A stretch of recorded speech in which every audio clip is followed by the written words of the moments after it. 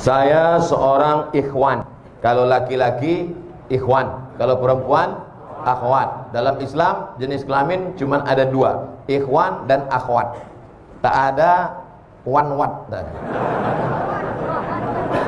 Ikhwan dan akhwat. Saya ikhwan, berarti laki-laki. Saya ingin nikah, alhamdulillah. Cuma calon mertua saya minta resepsi. Bagus.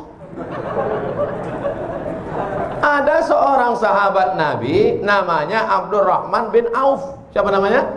Abdurrahman bin Auf. Tangannya kuning-kuning bekas minyak za'faran. Minyak za'faran dipakai ketika orang nikah. Nabi nanya, Abdurrahman bin Auf, iya, itu tanganmu kuning-kuning. Iya. Kamu nikah? Iya.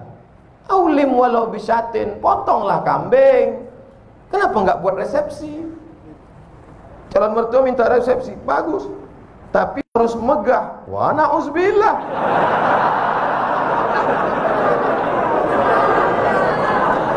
Aulim walau bisatin, buatlah kenduri walaupun hanya motong seekor kambing. Seekor kambing di Arab itu artinya ngundang 10 orang.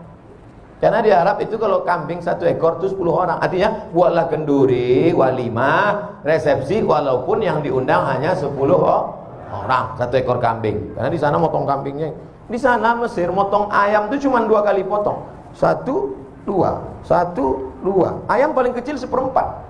Bukan super. Kita dimutilasi. Hancur. Makanya orang Arab kalau makan tempat kita lihat, ini kena Hiroshima Nagasaki. Wahai ibu-ibu yang berada di bawah, saya minta malam tahun baru hijrah ini hanya 1 permintaanku, Bu, turunkan harga mahar. Takbir. Takbir. Ketahuan tak bermodal. Yang penting anakmu menikah dengan laki-laki yang soleh-soleh ini, soleh. Aku bersaksi di hadapan Allah bahwa yang ada di hadapanku ini adalah pemuda yang soleh. Mereka sudah mau datang ke masjid, sholat berjamaah, meninggalkan segala macam aktivitas malam ini. Tiba-tiba datang dia meminang anak gadismu dengan cara yang baik. Bapak, saya mau hubungan ini tidak hanya sekedar pertemanan, tapi ingin lebih dekat, mau minang. Apa yang datang-datang sini? Naik apa tadi kemari? Naik Grab, Pak. Pulang.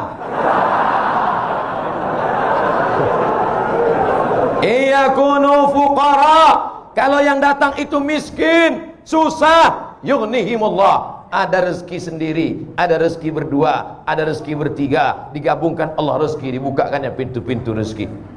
Idza ja'akum man tardawna dinahu. Kalau datang meminang anak gadismu laki-laki, dinahu, agamanya baik, wa khuluquhu, akhlaknya baik, fazawwijuhu, nikahkan dia dengan anakmu. Kalau kebetulan kau kaya, mobilmu mewah, duitmu banyak, katakan kepada dia, kau jaga anakku baik-baik, masalah urusan belanja aku tanggung dulu beberapa bulan, tapi jangan lama-lama kali. Sementara Allah bukakan pintu rezeki untukmu. Tapi kalau kau macam-macam sama anakku, habisi kau nanti. Cuman saya baru nabung, Pak Ustadz. Saya mau terus apa mundur, Pak Ustadz? Pantang mundur. Lanjutkan. Jangan mundur. Jangan mundur. Setapak pun kau jangan mundur. Allah bersamamu. Minjam uang, Pak Ustadz? Enggak ada.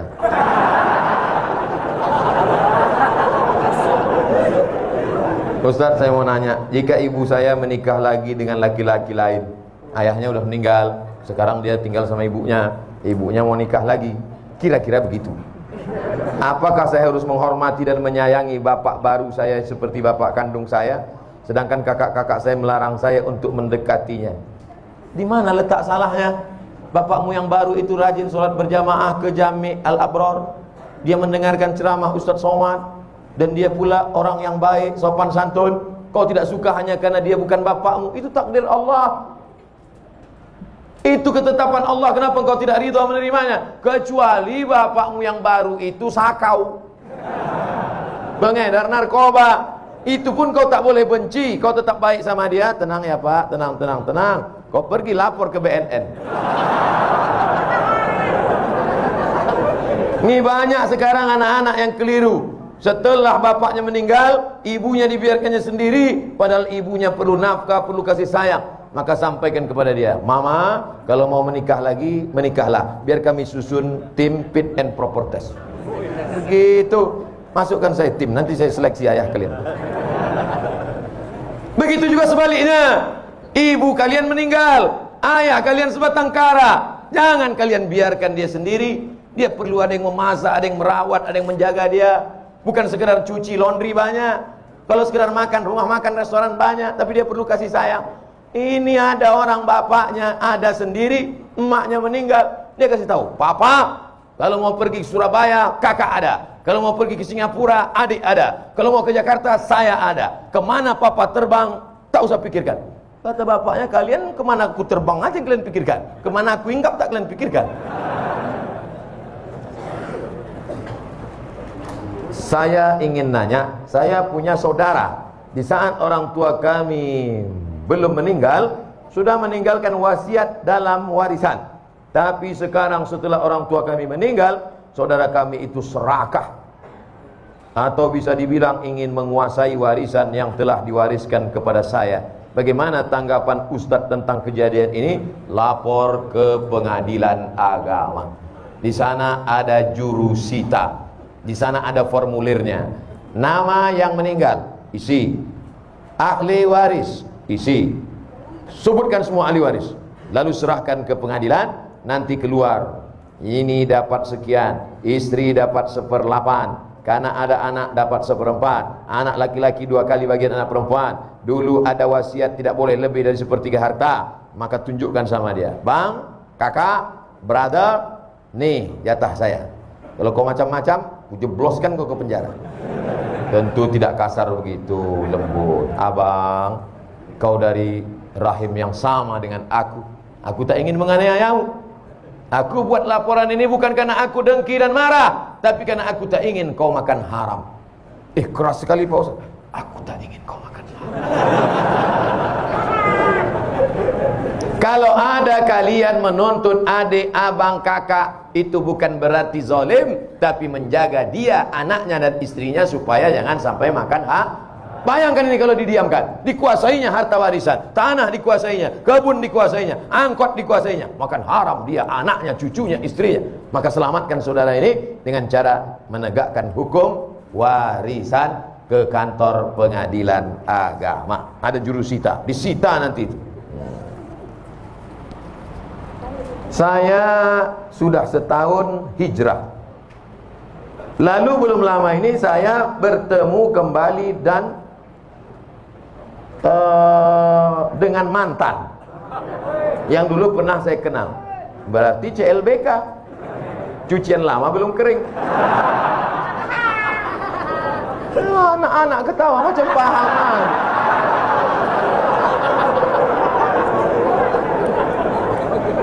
Dan saya melakukan maksiat, astagfirullah.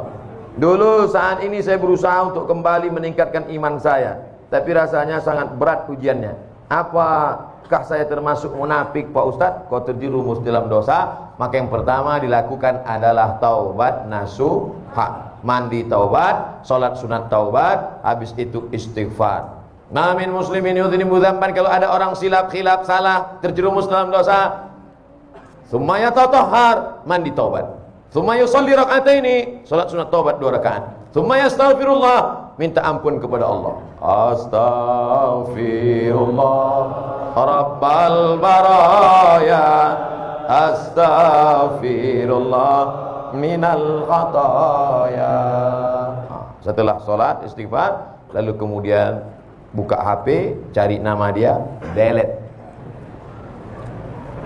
Update status, mohon maaf untuk sementara kita tak usah jumpa dulu setan. Inna syaitana lakum aduun, setan itu musuh bagi kamu. Fattakhidhuhu aduwa, jadikan dia sebagai musuh. Setan tidak pernah ngajak selingkuh.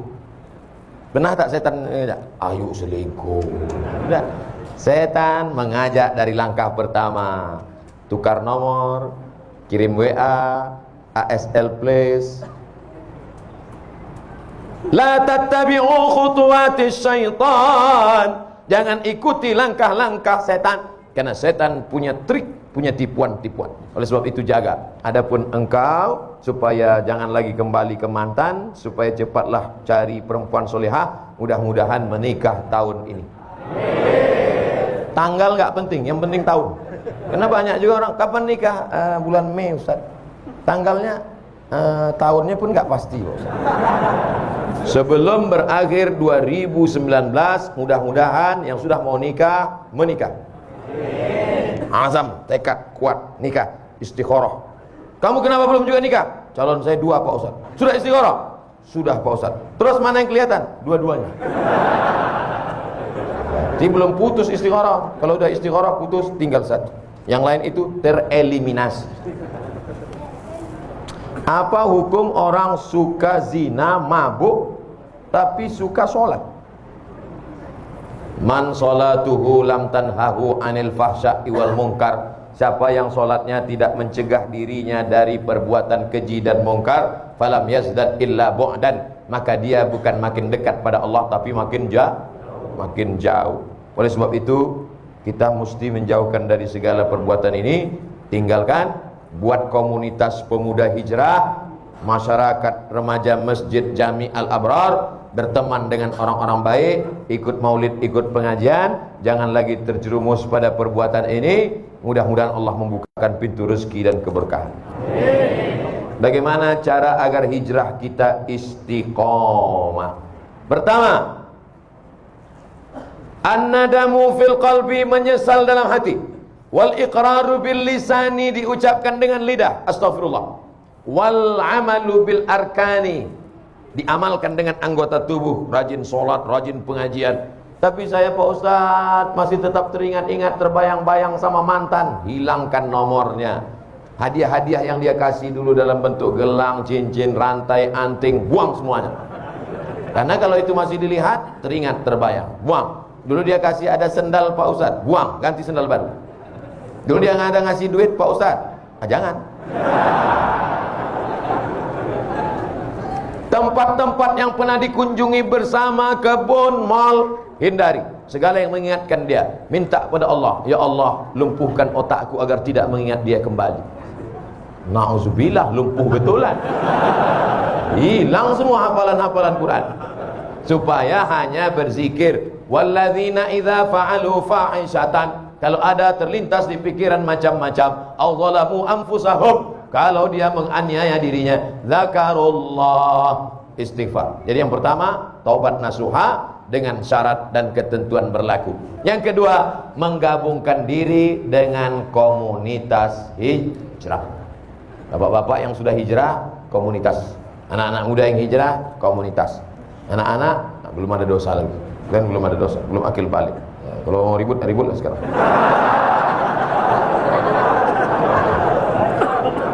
Gabungkan diri, karena ini lemah. Satu pohon kayu di tengah hutan, datang angin kencang, patah. Dengan angin puting beliung, tercabut. Tapi kalau dia di tengah kayu-kayu lain, angin kencang dia slow. Datang angin kencang, dia slow aja. Kenapa? Yang pinggir-pinggir itu yang kena. Nah, inilah makanya berjamaah. Alaikum bil jamaah. Ini kalau kita ramai begini, setan-setan takut. Paling cuma ngintip-ngintip dari gelap-gelap. Makanya hari raya kurban, Idul Fitri, Idul Adha ramai. Untuk apa? Untuk menguatkan. Ini malam ini tabligh akbar ini ramai begini. Wah, yang selama ini imannya down, melihat orang ramai, bangkit lagi. Takbir! Bangkit dia. Begitu nanti pulang sendirian, low back. Makanya harus terus pulang, tidur. Besok jamaah subuh. Di kampus, di sekolah, di kantor, lagi bang pengajian. Komunitas FPI, komunitas jamaah, komunitas born to ride, ride to Jannah. Oh, geng motor. Kap 70. Mantap. Touring. Oh, mana-mana. Touringnya bukan tanggung, 6 jam. Di bengkel 4 jam. Enggak apa-apa. Yang penting kebersamaannya, bro. Bukan yang kau kendarai, bukan tujuannya, tapi ada kebersamaan. Pas lagi naik, kawan dorong di belakang. Betul, yang penting kebersamaan. Kata kawan di belakang, aku udah mau mampus, kau yang enak. Pertama, menyesal dalam hati, diikrarkan di lidah, diamalkan dengan anggota tubuh, menyesal. Lalu kemudian setelah itu menggabungkan diri dengan komunitas. Yang ketiga, sering-sering ziarah kubur dan ngelihat orang sakit. Saya pergi ngelihat orang sakit, anak muda umur 23 tahun mandi di pantai, tiba-tiba luka sedikit aja. Tiba-tiba Allah beri ujian, dalam waktu 9 bulan kanker kulit dari atas sampai ke bawah. Harus dibawa ke rumah sakit. Perempuan seperti hamil 9 bulan. Ibu sudah berapa lama? Baru 4 bulan. Apa ini? Cancer. Orang barat menyebutnya cancer, C-A-N-C-E-R, cancer. Orang kita payah nyebut cancer. Apa ini? Kanker, tumor. Harus dibuang daging dalam. Berapa uang untuk membedah, membuang daging? 40 juta. Kalau sampai pendarahan masuk ICU, 70 juta. Ya Allah. Satu saudara kita kena kanker mata, hampir sama besar mata dengan kepala, ditutup dengan sapu tangan. Sampai di situ saya disuruh ceramah sama Ustaz Hanan At-Taqi. Silakan Ustaz Somad ceramah. Tak sanggup saya ceramah. Assalamualaikum. Lemas badan saya. Ternyata yang kau hadapi selama ini belum ada apa-apanya, Abdul Somad. Mereka kulitnya, perutnya, matanya, yang satu berlubang leher, nah kanker tenggorokan. Jadi yang kau rasakan selama ini belum ada apa-apanya bersama, kau baru dilaporkan. Kadang kita hidup ini kita merasa kita lah yang paling berat, kita lah yang paling. Ternyata pergilah ke rumah sakit, pergi. Besok Pak Ustaz, malam ini juga. Pulang dari sini, pergi ke rumah sakit. Kalau security-nya nanya, mau kemana Pak? Jenguk. Ada keluarga yang sakit? Enggak ada. Jadi Bapak mau ngeliat siapa? Semua yang di rumah sakit nih mau kulihat. Siapa yang nyuruh? Nih Ustaz Somad, tonton video. Kalian pun jadi security di rumah sakit ini, ambil juga pelajaran.